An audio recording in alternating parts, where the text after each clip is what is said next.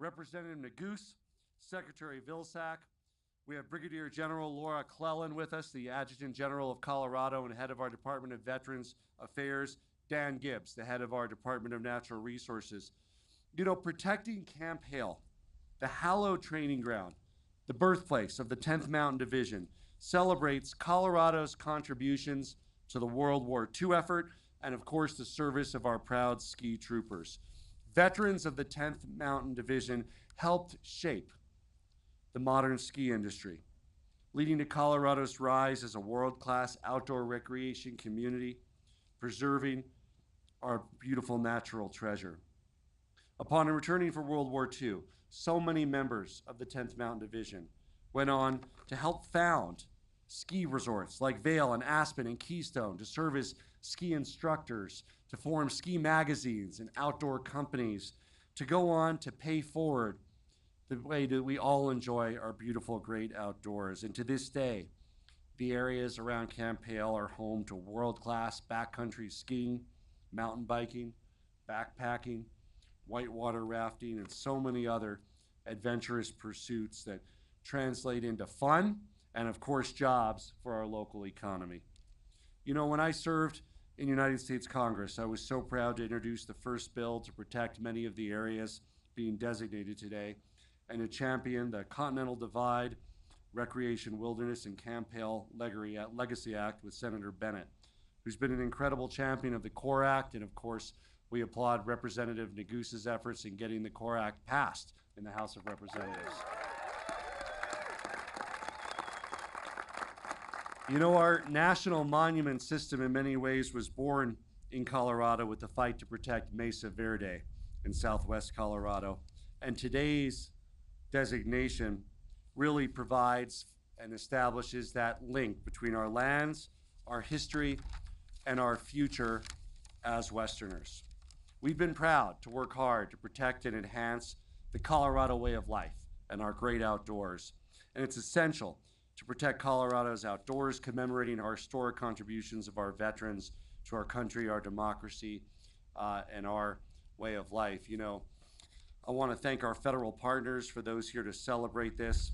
I'm thrilled that by working with the U.S. Forest Service, we're joined by Scott Fitzwilliams, our efforts to protect key areas in the broader Camp Hale landscape are coming to fruition as we realize the long-standing fight to celebrate Colorado's history and protect our future. I know we have with us, joining us for the signing will be some veterans of the 10th Mountain Division, but I'm reminded of some words shared with me by Sandy Treat. Many of you knew him, a 10th Mountain Division veteran. Lost him in the last couple of years, but active in the early days of forming this. And many of you know him at the Vail Ski Museum. He volunteered every Friday talking about the history of the ski industry. Sandy challenged us when he was with us to get her done. And today, Mr. President, you're gonna get her done. Thank you, Mr. President. We have a wonderful relationship with our President and Secretary of Agriculture, who works hard with White River and has worked hard to advise the President on moving forward with the Camp Hale designation. It's my honor to introduce Secretary Tom Vilsack. Thank you. Governor, thank you very, very much. Folks, it's an honor to return to such a special ground. To be here both in August and again with you today is such a privilege. You know, the Forest Service, as you know, manages a phenomenal system of the national forests that cover 193 million acres from New England to Florida, from Colorado to Oregon to Alaska.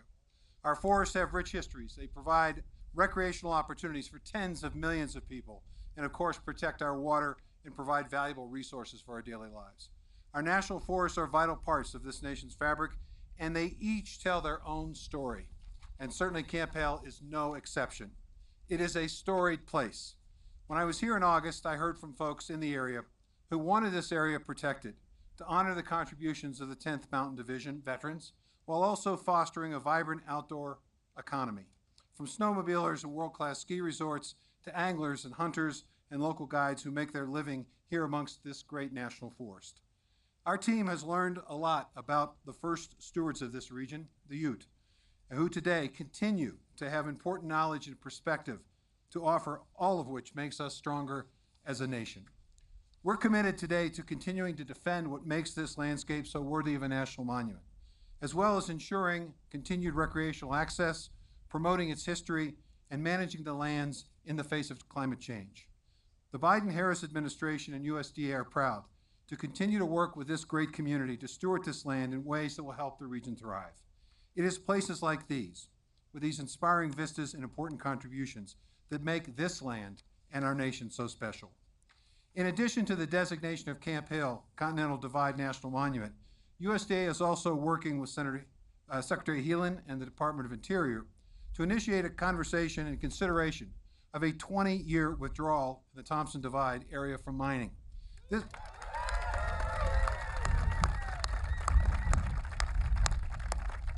This would temporarily prohibit the issuance of new prospecting permits and leases from federal minerals and the staking of new mineral claims and mining claims, during which we will do a careful environmental analysis with much public input. This withdrawal action has been initiated in response to broad concerns expressed by stakeholders that the permits and leases could have a negative impact here in the Thompson Divide on wildlife, habitat, recreational opportunities, grazing lands, and of course protecting our clean water and air, all of which, as the governor says, is essential to the economy here. This is a pause, pending public input, and is one that does not affect existing rights or private land. On behalf of USDA, I want to express my gratitude to Senator Bennett, Senator Hickenlooper, Representative Goose, Governor Polis, and the many, many stakeholders who provided years of steadfast advocacy on behalf of these landscapes. But I really want to especially thank my boss, the President of the United States, President Biden.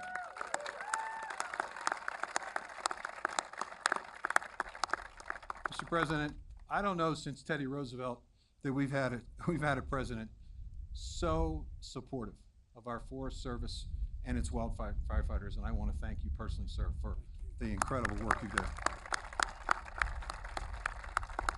And speaking of our Forest Service employees, none of this would be possible without their tireless effort. Particularly Scott Fitzwilliams and Steve Lohr of the U.S. Forest Service, who worked tirelessly over the past several months to make today's designation a reality.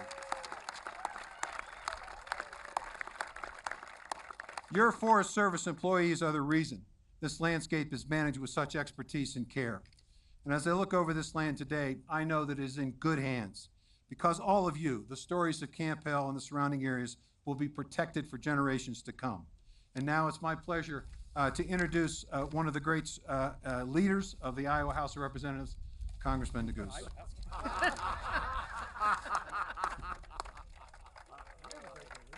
Let's give another round of applause to the Secretary of Agriculture, Tom Vilsack. Thank you, Secretary Vilsack, of course, to Governor Polis, to my two colleagues in the United States Senate, Senator Bennett and Senator Hickenlooper, and to President Joe Biden. Let me just say this.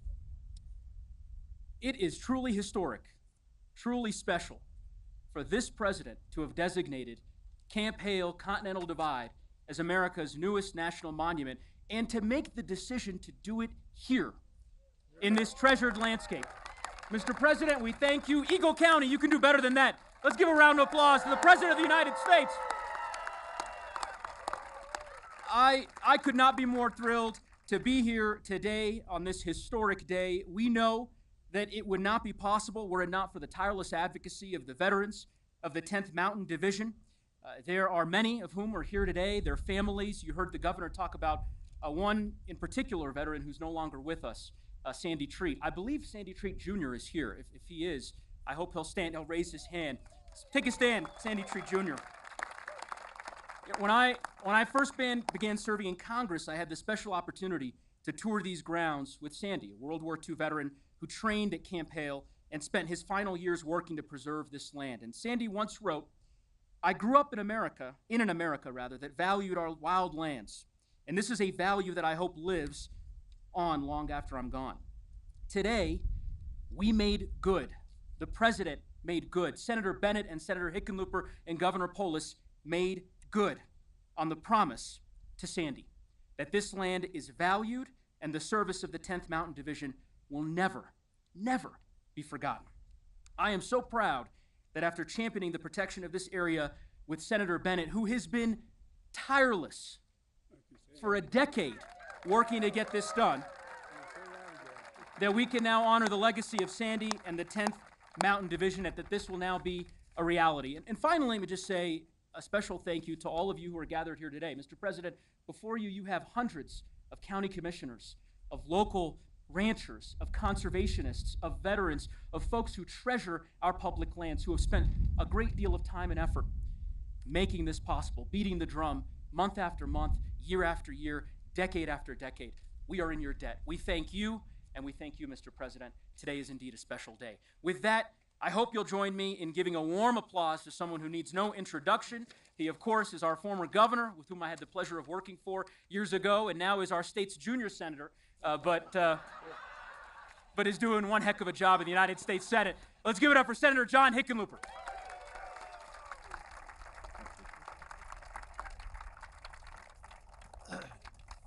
And I'm so close to the main attractions that I'm going to be very brief, but I want to recognize Joe Neguse, and as always, he kind of hit the nail on the head.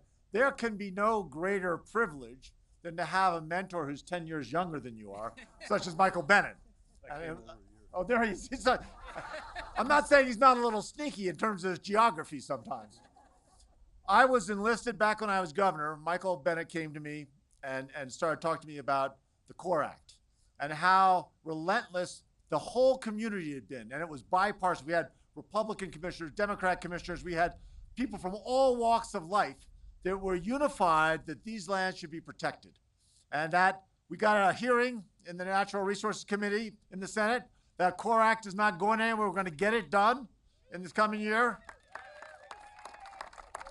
But again, I give Michael the great credit to say, all right, well, if we're not going to get it done in the near term, when time is of the essence, where people and their families have been working so long to make this happen, to make this Continental Divide National Monument a reality, well, then why wait?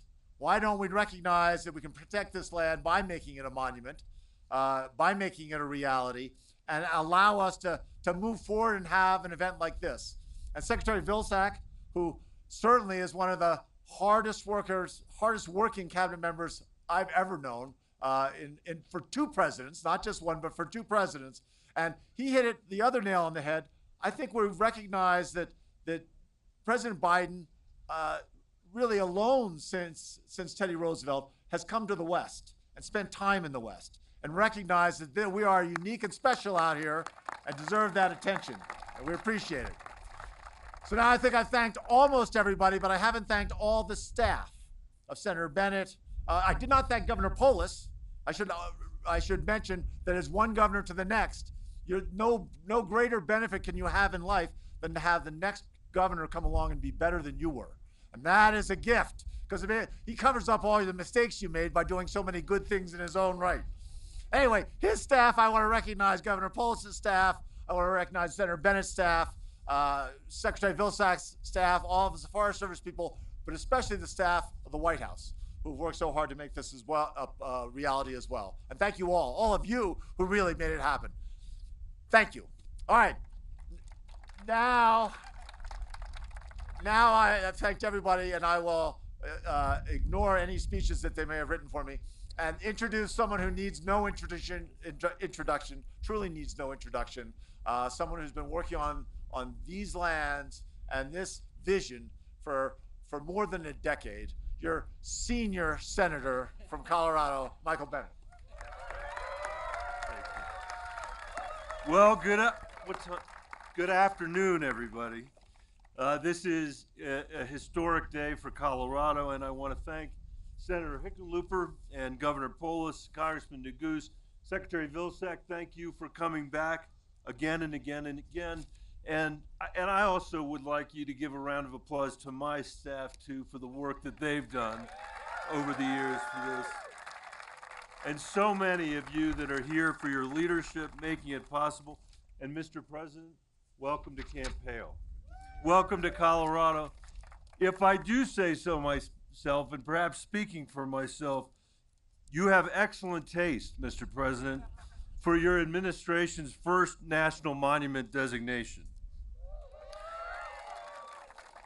Your designation means more Americans will come to appreciate the extraordinary history of this place, a history that goes back to before when Colorado was a state. According to Ute people, their ancestors lived here since the beginning of time. The Ute came to this place each year after the winter snow melted to hunt and gather plants for food and medicine. This designation honors their enduring connection to the land and their rightful role to help manage it. It also honors the singular legacy, as we've heard, of the 10th Mountain Division. A number of years ago, I came here to learn from 10th Mountain veterans about their experiences at Camp Hale. They joined 15,000 recruits who arrived here by train starting in 1942, not just from Colorado, but all across the country. Some had never seen snow before. Others had never been in the mountains. But among them were the best skiers and mountaineers and mountain climbers in America, and they learned from each other. Over the next 2 years, they trained relentlessly in 10 feet of snow and temperatures 50 degrees below zero. 2 days ago, Mr. President, the son of a 10th Mountain vet told me his dad said this mountain was the coldest son of a bitch he ever climbed. The conditions were so tough, some called it Camp Hell, but it forged them into the world's most capable mountain soldiers, and they were just in time. By early 1945, the Allies had hit a wall in northern Italy where German soldiers held the high ground in the Apennine Mountains. Every Allied effort to break the German line had failed until the 10th Mountain Division arrived. At Riva Ridge, 10th Mountain soldiers climbed more than 1,800 feet straight up a vertical cliff with 90-pound packs and rifles in the dead of night. At dawn, they surprised the Germans who believed their position was unassailable. Not for the 10th Mountain Division. They seized it. They scaled Mount Belvedere and punched a hole in the German line. And over the next 10 weeks, they pushed north with the Allies and helped clear the way for victory in Europe. All of this came at a terrible cost. Over 114 days of combat, more than 4,000 soldiers were wounded, nearly 1,000 lost their lives. And as was mentioned, they weren't done yet. After the war, a number of 10th Mountain veterans returned to Colorado to build our ski and outdoor industries. Theirs is an extraordinary story, a deeply Colorado story, I think, Mr. President, of service, of vision, entrepreneurship, and of abiding connection to the outdoors and our public lands. And generations later, young veterans from Iraq and Afghanistan took up the fight to memorialize what the 10th Mountain Division did here. I remember sitting with them just up the road in Leadville. One after another of these young veterans told me about the power of these mountains and our public lands and this place to help heal their own wounds of war, more than any medication or any treatment, and to find connection not only to nature but to the legacy of the 10th Mountain Division. Those veterans joined so many Coloradans who spent years working to protect this special place. Many are here today, Mr. President, local officials, sportsmen, environmental groups, and many others. This proclamation reflects their vision and their compromises hammered out over literally hundreds of meetings year after year. And the result is a victory for Colorado's environment, our $10 billion outdoor recreation economy, and the legacy of public lands we owe the next generation. A legacy we burnished over the past 10 years in our state, protecting places like Hermosa Creek and Chimney Rock and Browns Canyon, working with so many of you here. Let me end by acknowledging those who are no longer here, the 10th Mountain veterans who gave their lives in the war or who have passed on since. With this designation, Mr. President, you offer their service the dignity of public remembrance. You safeguard this place and its history, not only for them, but for America. And you ensure that years from now, we can bring our grandkids here and tell them the story of the 10th Mountain Division and their contributions not only to Colorado, but to humanity. And for that, Mr. President, Colorado will be forever grateful. Thank you. And now it's my honor to introduce a great friend and a great partner, Scott Fitzwilliams, the forest supervisor of the White River National Forest. I think he's the hardest working person in show business. Thank you. Thank you. Just you and I now. That's right. Thank you, Senator. You know, I grew up in the heartland of the farmlands of Wisconsin. My dad was a cop. My mom was taking care of me and my 5 siblings, chasing us around the house. Growing up, life was about sports, camping, fishing, hiking. For us, the outdoors meant everything. But I didn't know I could make a career out of it until I came here to Colorado for graduate school and earned my master's degree in environmental policy. It was there I got an internship with the Forest Service, and I just loved it. So I joined on full time.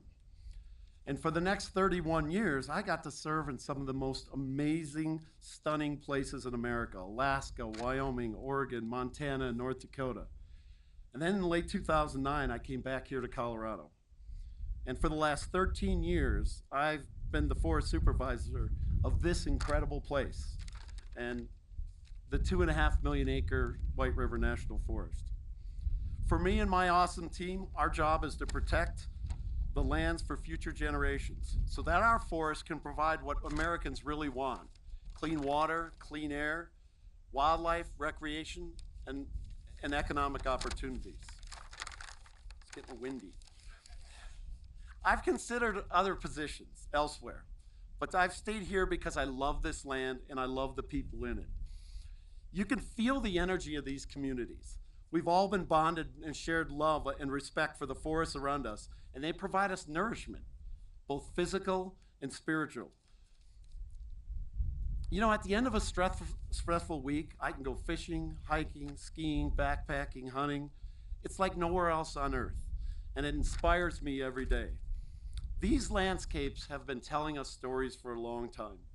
Stories that I continue to learn from our tribal elders, and that I'll pass on to my son. Designating Camp Hale and the surrounding landscape as a national monument marks the next chapter in our story. And so I am honored to introduce the man who has made it all possible, the leader on climate we can trust, the president who believes in the story of our nation, the story of America the Beautiful. Please welcome President Joe Biden.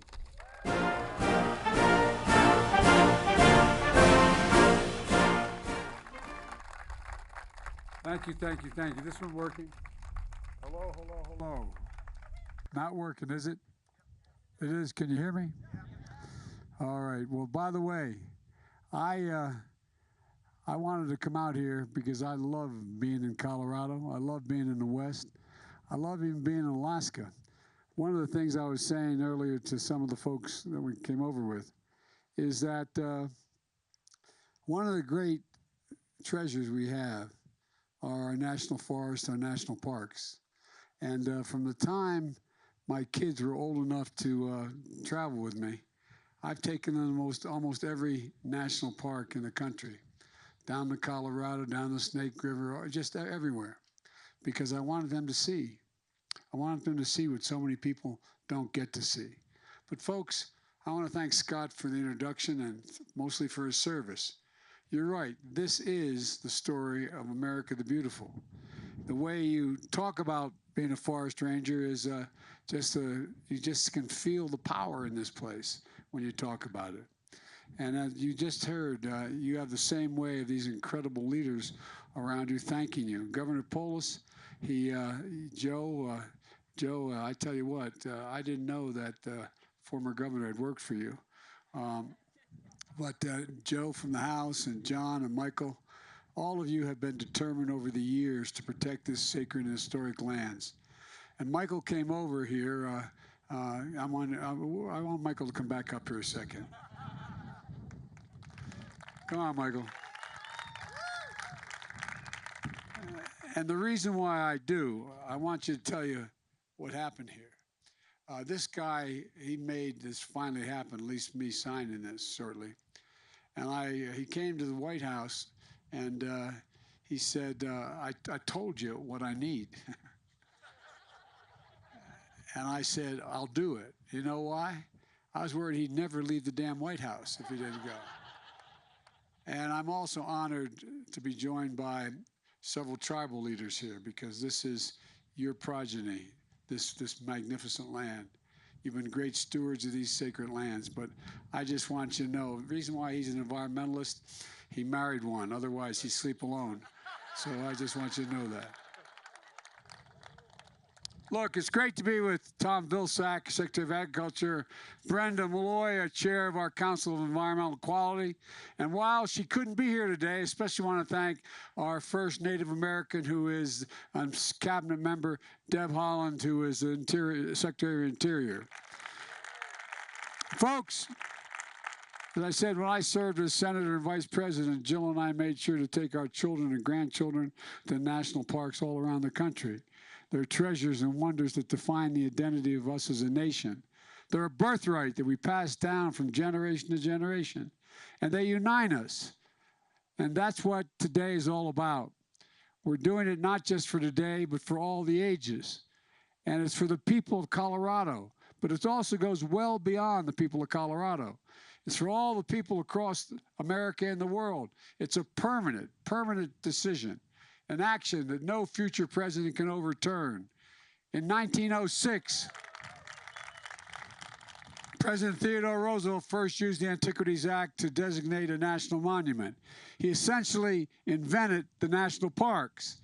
Since then, presidents of both parties have used the Antiquities Act to preserve America's natural treasures, from the Grand Canyon to the Statue of Liberty, to Colorado's canyons of the ancients. Today, the authorities under the Antiquities Act, I'm establishing Camp Hale Continental Divide National Monument today. This is the first new national monument of my presidency under this authority. When you think about the national beauty of Colorado and the history of our nation, you find it here. More than 50,000 acres, including the 10-mile range, soaring peaks and steep canyons, black bears, bald eagles, moose, mountain lions, waterfalls, pristine rivers, alpine lakes, a scent of wildflowers at the right time of the year, and a stunning backdrop of ski slopes and iconic trails. These treasured lands tell the story of America. For thousands of years, tribal nations have been stewards of this sacred land, hunting game, foraging for medicinal plants, and maintaining a deep spiritual bond with the land itself. But by the 1800s, mining activity and federal government drove out indigenous tribes from their homes. But those tribes continue to use these sacred lands. Last year, I issued a historic proclamation officially designating Indigenous Peoples Day to honor the contributions of Native Americans to our society and acknowledge the history of violence committed against them. 2 days ago, we observed that day in this nation. Today, I'll be signing a proclamation to preserve these sacred tribal grounds as a national monument. It was also where the U.S. Army, as you've already heard, 1st and only Mountain Infantry Division, trained to take on the Nazis in World War II. The 10th Mountain Division, stationed on the valley floor, surrounded by rugged boulders, forest, mountains stretching 14,000 feet high, among the tallest mountains in America, facing high altitudes and harsh terrain, deep snow, bitter cold. Soldiers of Camp Hale learned to scale rock, ski, and survive, preparing for the war they were about to fight. And a pivotal moment came, as the senator pointed out, in February 1945. A surprise Allied attack on the mountains in Italy. Imagine, it's pitch black, punishing cold. The mission, high in the mountains, that hinged on the skill, strength, and stamina that could have only been gained in a place like this. They were more than ready. They were more than ready that day and since then. American soldiers of the 10th Mountain Division scaled that 1,800-foot cliff at night, caught the Germans by surprise, captured key positions, and broke through the German defense line at a pivotal point in the war. Just imagine, I mean it sincerely. I say this as a father of a man who won the Bronze Star, the Conspicuous Service Medal, and lost his life in Iraq. Imagine the courage, the daring, and the genuine sacrifice they all made. After the war ended, Camp Hale became the hub for innovation and winter warfare. And even when it closed in 1965, many veterans returned to the area. Some became scientists who studied rock glaciers, endangered animals, and wetland forests. Many returned to heal their wounds, both visible and invisible, seeking the solace and sovereign and serenity in ways that only nature can do. Other veterans returned to build world-famous ski resorts, as you all know, and outdoor recreational industries to define Colorado today. Industries that support millions of American jobs, generating hundreds of billions of dollars for our economy, and provide countless memories for families. I taught my boys to ski here. I taught my family to ski here.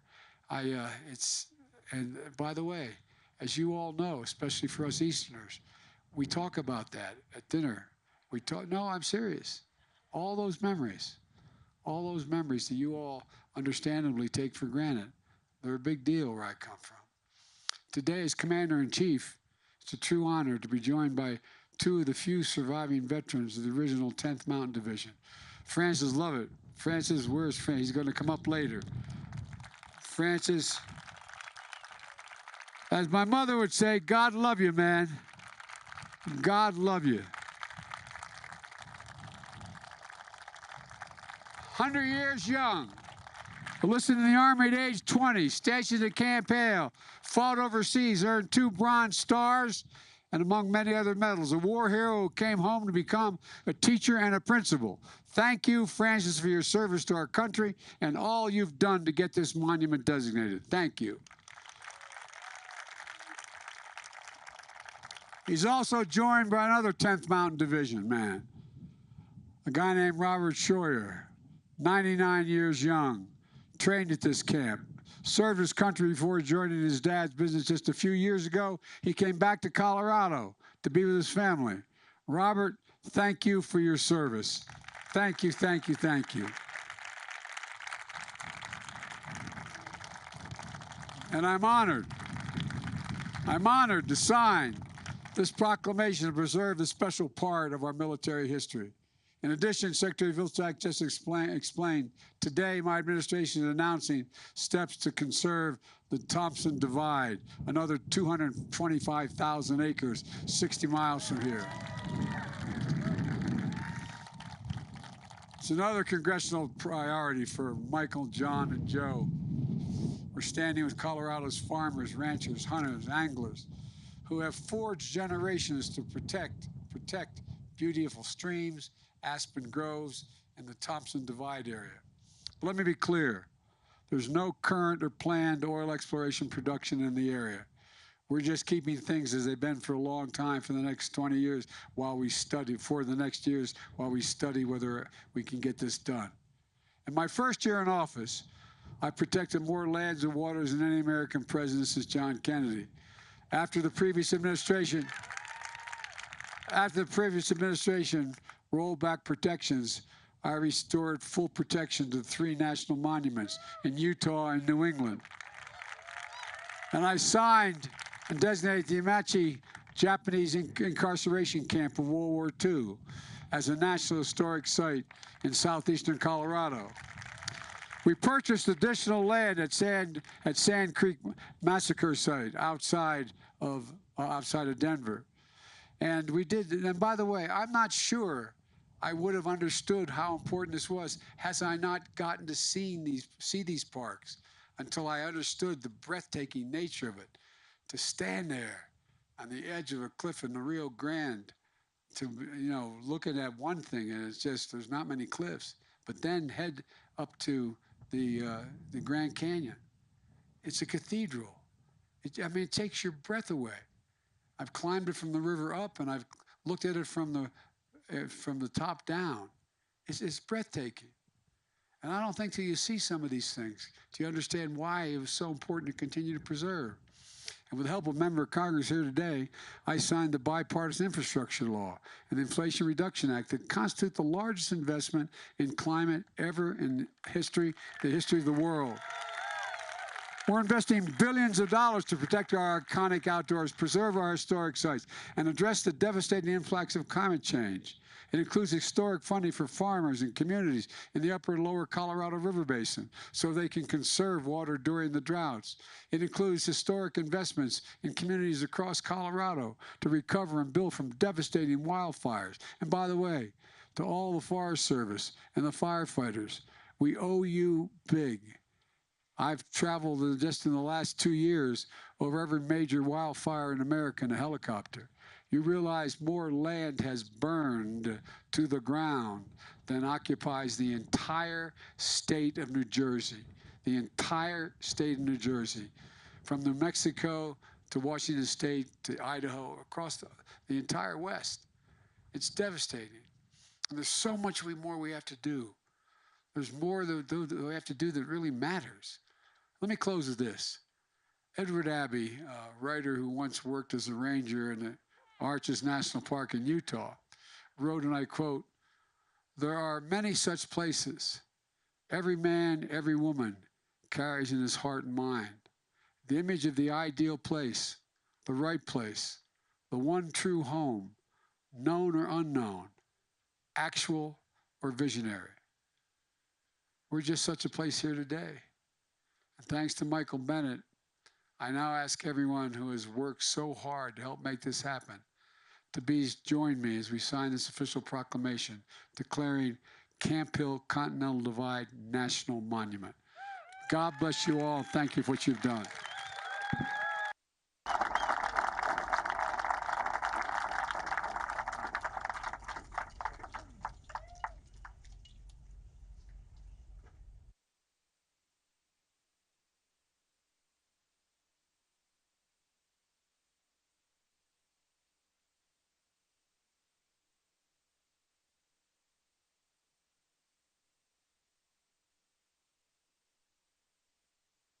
Thank you. Thank you all for fighting for this. I really mean it.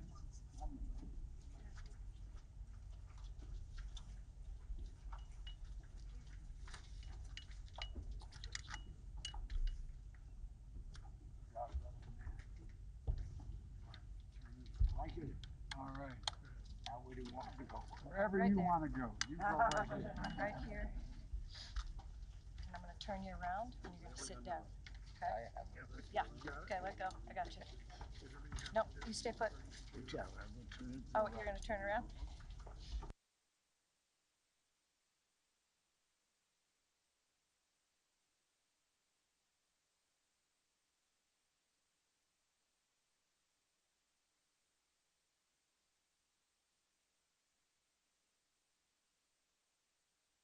There you go.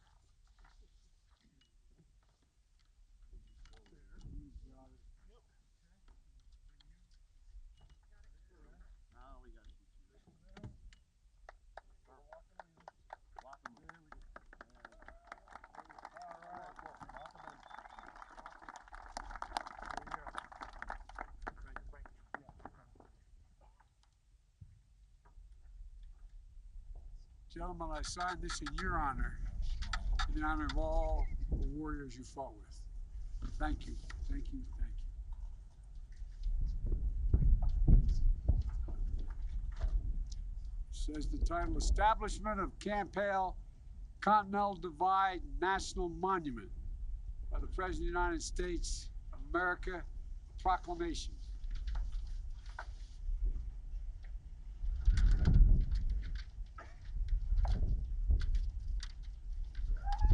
There you go.